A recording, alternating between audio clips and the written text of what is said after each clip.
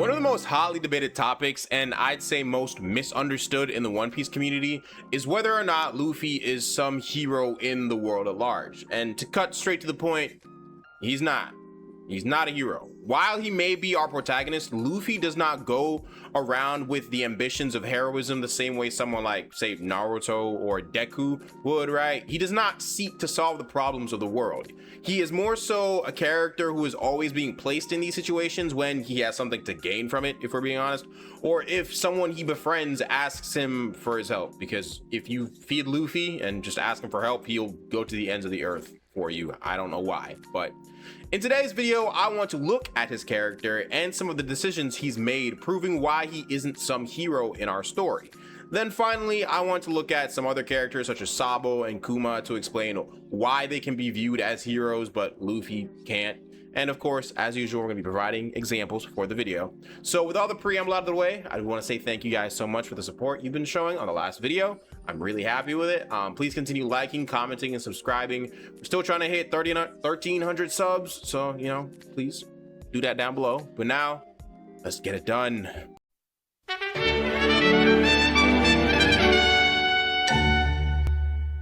The most important thing to establish as to why Luffy does not fall into the traditional realm of what a hero is that for the most part, everything he does is selfish throughout the story. Luffy is a very selfish character. And before you guys get in the comment section and start calling me a LARPer or I don't know anything about One Piece and all that, give me some time to explain. Please watch the rest of the video. I promise it'll be worth your time and it's good.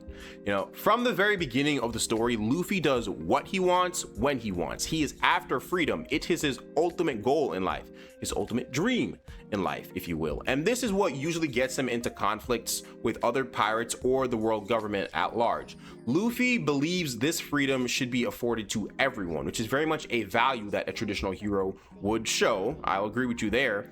The difference being that Luffy thinks this freedom should be gained no matter what has to happen in terms of the opposition, meaning that he's willing to tear everything down, building the entire country to get his freedom. And I'm not going to sit here and tell you that Luffy's sending people to die in wars in the name of freedom. He's not America. He's not America, right? It's very much in the way a child thinks about things. It should just be that way. He is willing, however, to tear down anyone who stands in the way of this freedom. Because while there are many examples of this in the post timescape with Doflamingo and Kaido, the thing with this is that Luffy is initially set on the path to fight them by law. So yes, once he reaches the island, he does find other reasons to help out, you know, that are more altruistic, but he was going to fight them regardless. In fact, the first meeting of Luffy and Kaido is a great example of this. Luffy runs into Kaido, or Luffy gets on Wano and he's like, all right, I'm immediately going after Kaido. Kaido shows up, Luffy immediately goes and he's like, I'm gonna go fight him. And he got absolutely cooked. He got mollywopped by Kaido. But the thing is, he was gonna fight them. He was gonna fight Kaido regardless. And the best depiction of Luffy fighting for someone, you know, because he wants to, is what I and many others would call the first major arc of One Piece, the Arlong Park arc, right? After learning about Nami's history, Luffy agrees to help her and the village by defeating Arlong. But the thing is, the entire reason he's even on the island is to make Nami his navigator. It's a selfish reason. He isn't sailing around the Grand Line to be some type of pirate Superman. And anytime he does help to free a village or a country, it's done because someone he befriended on the island is actively being oppressed and they probably fed him and he asked them to. That's how Luffy works. And this again feeds into his childlike view of the world. It's like, you know, you help a kid out, they're going to be more willing to help you out in the future, that kind of stuff, right? And it also does lead us into the idea of him being portrayed as more of a terrorist. Looking at it from an in-universe perspective, the Straw Hats are still pirates, even though, you know, to us they're good. The world government manipulates the story any chance they get, as evidenced after Vegapunk's death. But a crucial thing to remember, because I feel like it has been a while since it's been brought up in the series, you know, the average citizen on an island in One Piece is cut off from pretty much any unauthorized outside knowledge of the world. Like their view of the world is very filtered. They're not allowed they don't got phones and stuff, and even that, still filtered. Let me not get too deep. It is only recently that Big News Morgans has started to tell some semblance of the truth because it benefits him. He's like, this is a better story, more money, get the truth out there. And not even to mention the crimes that the Straw Hats have actually committed, because they declared war on the world government. They did that is a crime. They orchestrated a prison break, again, a crime. Whether there were good pirates down there were still bad pirates down there. Luffy assaulted the equivalent of a political figure in the Celestial Dragon on Sabati. And again, of course, nuance is very important when it comes to discussing these topics, but it's dramatic irony. We as the audience know the nuance of this. The world at large doesn't. They just perceive it this certain way because it's how it's fed to them. But shifting back to our own perspective, the reason above all that Luffy does anything is to become the king of the pirates, which he is defined as being the freest person alive, right? He is aware that he has to be strong enough to stop anyone who comes in his way and challenges his dream or his freedom. So he won't back down from a fight if he feels that you are encroaching on his dream. Characters like Crocodile, Kaido, and Big Mom were direct antagonists in Luffy's eyes because they had power and the same goal as him, right? And when I say power, I don't mean like devil fruit powers, I mean like organizational kind of powers, right? Which means that he would clash with them at some point during the story, eventually, right? Because while yes, from our own perspective and those who do have context to the ongoings of the story, Luffy is a hero, he does not fit the typical stereotype of what a hero is. If anything, you could describe him as more of an anti-hero. I'd be more willing to hear that kind of thing, because one who is willing to assert their own version of what is right, regardless of how anyone else feels about it or what the consequences of it may mean for other people, I think that falls in the realm of anti-hero. But now let's move on to characters who actually portray the traditional ideas of a hero in One Piece.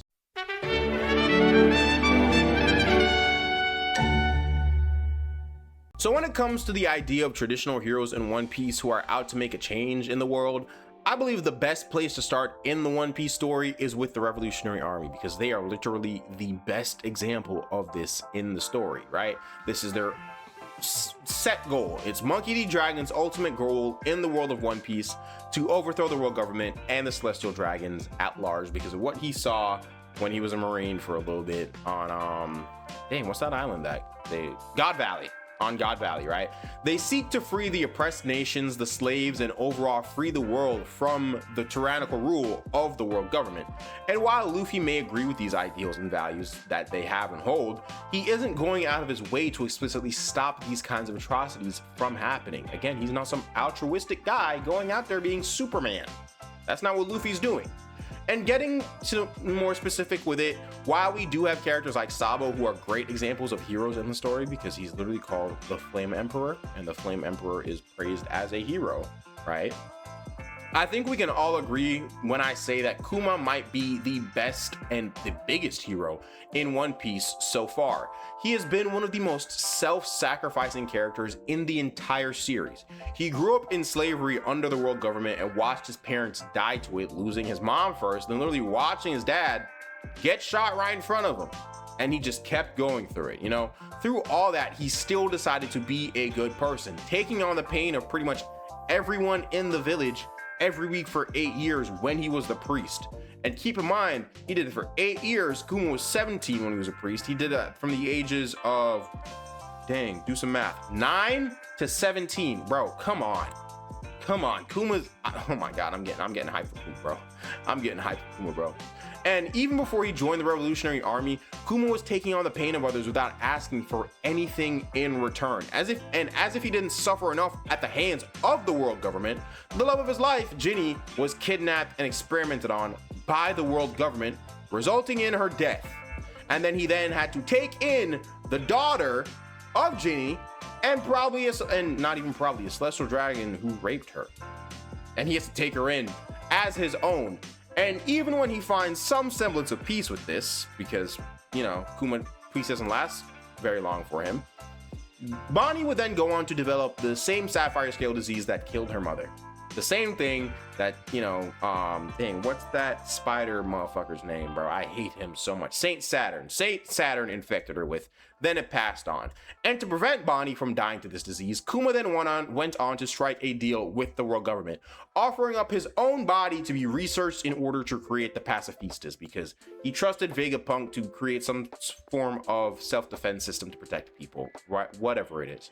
And even knowing that he would eventually lose all his memories and autonomy over the course of the next years, Kuma still did it with a smile on his face. Not literally, but, you know, figuratively speaking, because he literally didn't smile until we actually got to know him, right?